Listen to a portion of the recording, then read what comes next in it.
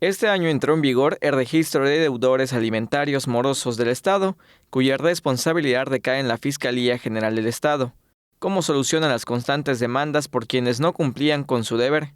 En los procedimientos legales familiares, un elemento fundamental es el pago de pensiones, obligaciones de hombres y mujeres para contribuir a la calidad de vida de sus hijos.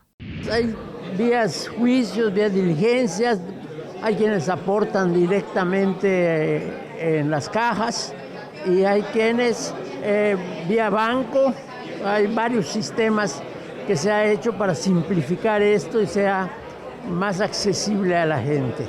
El funcionario explicó que como las demandas de incumplimiento de ese deber eran frecuentes, el Congreso local aprobó crear un registro de quienes adeuden pensiones alimenticias.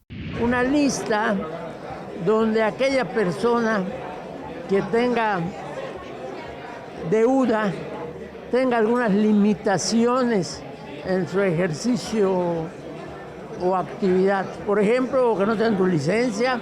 Por ejemplo, que si tú participas, que es lo que va más relacionado con nosotros, en la adquisición o en la licitación de algo, si estás allá pudiera ser no participes o hasta que te regularices. Cuando hay demandas por el incumplimiento por 3 meses seguidos, los jueces notifican a la Fiscalía de que no se cumplió con ese deber, para que se añada a la persona en cuestión al registro de deudores alimentarios morosos, pero si se regularizan, se eliminan de la lista.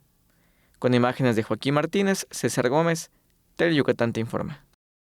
Teleyucatán te informa.